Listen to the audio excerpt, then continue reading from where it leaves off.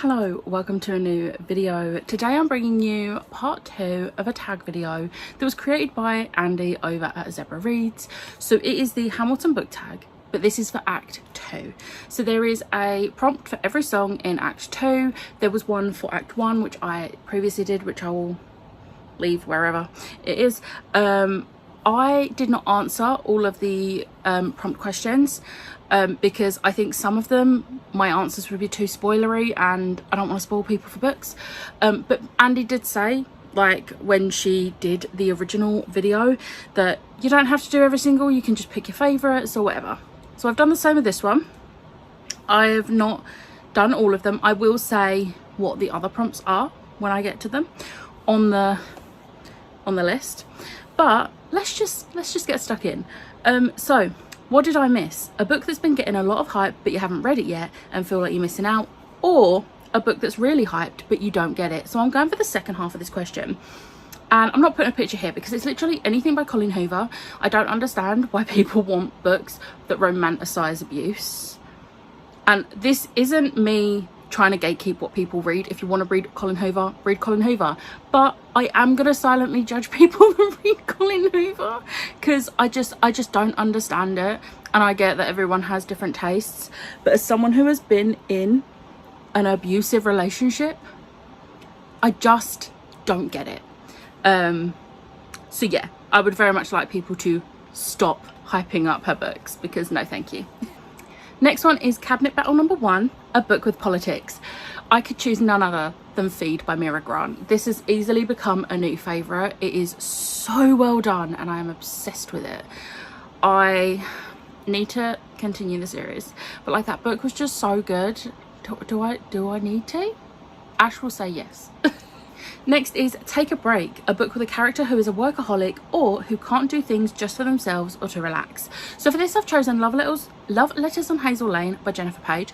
I read this fairly recently and the main character is very much trying to rediscover herself and figure out what she wants to do, and she does so much work and gets no recognition really, but also she just doesn't know how to stop because it's who she thinks she should be.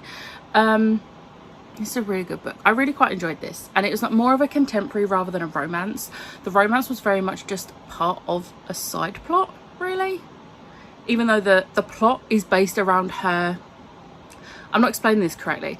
The plot is based around her finding love, but that's not the main objective of this plot, and it's a really good plot.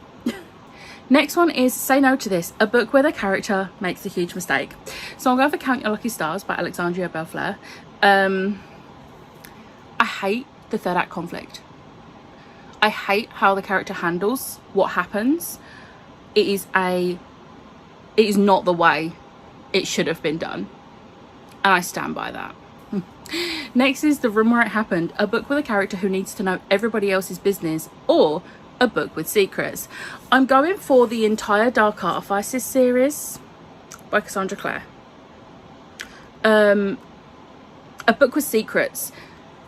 This whole trilogy is based around parabatai relationship, which has to be kept a secret because it's forbidden. Also, that's not a spoiler, just so you know. I am holding up the third book in the series because it was the easiest one to get to on my shelves, but it's not a spoiler for the series because it is literally the premise of the entire trilogy. So yeah, this trilogy. Next up is Skylar Defeated, a book with betrayal. I'm choosing Old Flames and New Fortunes by Sarah Hogle because I genuinely, I know people have read this and loved this, but I cannot get over the betrayal of the secret that the male love interest keeps from her. Like, it's unacceptable and there's no excuse for it. Absolutely not. No. Okay, so we've come to the first few where I don't have answers for. So we have Cabinet Battle number 2, which is a book where someone backs out of a deal or a treaty is broken, or a book where you feel a character made a wrong decision. Wrong decision, I could technically use this because I don't think she handled this situation well, but yeah. Washington on Your Side, a book where someone has a perceived unfair advantage, or a book where there's jealousy based around a character getting attention or approval from anyone, from someone else.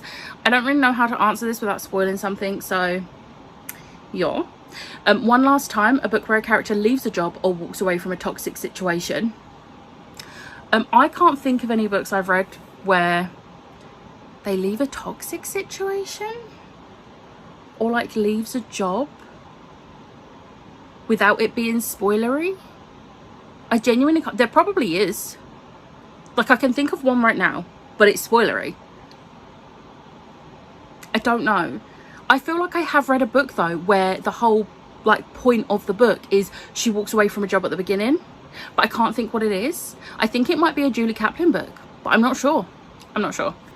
I Know Him, a character who is, in your opinion, completely useless. Now, I feel like there's definitely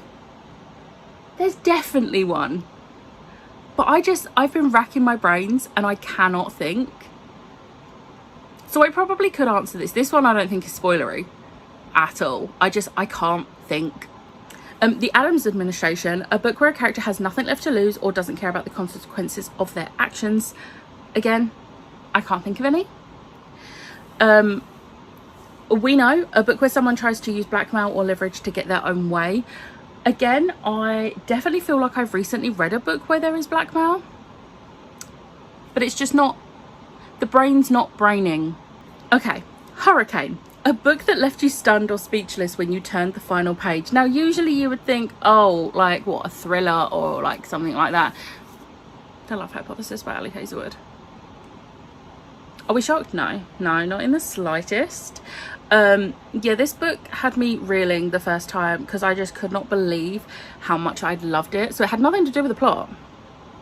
It's a romance. It's pretty predictable what's going to happen. But it just left me speechless because I wasn't expecting to love it as much as I did.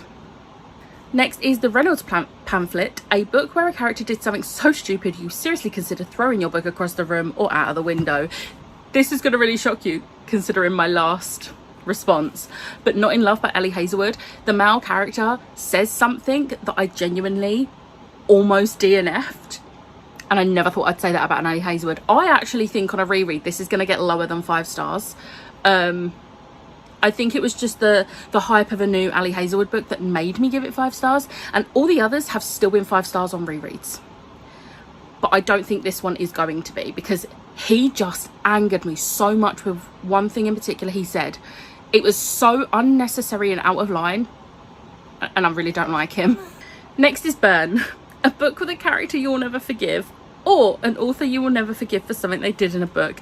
I'm just holding this up again because I'm not going to say what book in the Shadowhunter series it is, but there is a book in the Shadowhunter series that I will never forgive Cassandra Clare for what she did to that character. If you know me, you're going to know what I'm talking about because it broke me. And I will never forgive her. Next for Blow Us All Away, a book where a character bites off more than they can chew. Another one where I just cannot think of an example. It's Quiet Uptown, a book that hit you hard emotionally. So for this I'm going for Imogen, obviously, by Becky Albertalli, which is just so weird now because I have figured out I had a new like dawning on my sexuality, but when I read this I related to the character a lot, and to be fair I still relate to the character a lot because it very much makes me think of 14-year-old Becca. But so it hit me very hard emotionally. I think on a reread it's not gonna hit me as emotionally because I've figured stuff out. So yeah. Next is The Election of 1800, a book with a competition.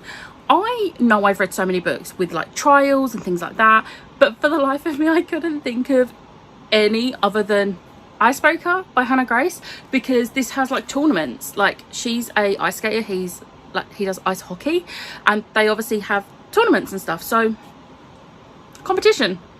Next is Your Obedient Servant, 2 characters that will never see eye to eye no matter what. Can be from the same book or make it fun and speculate about 2 characters from different books. I genuinely could not think like at all. I was trying to make it fun and think of characters from different books that would never see eye to eye, and my brain was just again not braining. I'm sorry, Andy. Next is Best of Wives and Best of Women. Name your favourite female main character or female character, or a female character who deserved better. I'm not going to say which of those options this one specifies, but Lorna D from High Republic, Tempest Runner to be exact. Yeah, Lorna D. I love that character so much. She is amazing. Then we have The World Was Wide Enough, a book where a character does something and then deeply regrets it. Probably most romances, to be fair. And then Who Lives, Who Dies, Who Tells Your Story. An epic book or series that tells the story of a family or a character whose character is based on others' gossip, speculation and opinions. So I've kind of twisted this a little bit, because I've gone for Bride by Ali Hazelwood. Are we shocked there was 3 Ali Hazelwood on here? No. Because Misery bases all of her opinions on Lo based off of what her people, the vampires, have basically drilled into her. And then like she starts to actually get to know him and realise, wait, actually no. So yeah, I'm twisting it a little bit just so that I can use this because I think it fits really well. Okay, so that is my Hamilton book tag Act 2.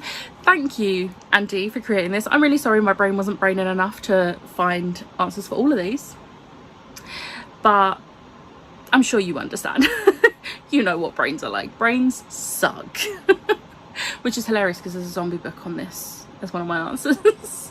But I hope you enjoyed this video. If you did, hit the like button, hit the subscribe button, and I'll see you next time. Bye.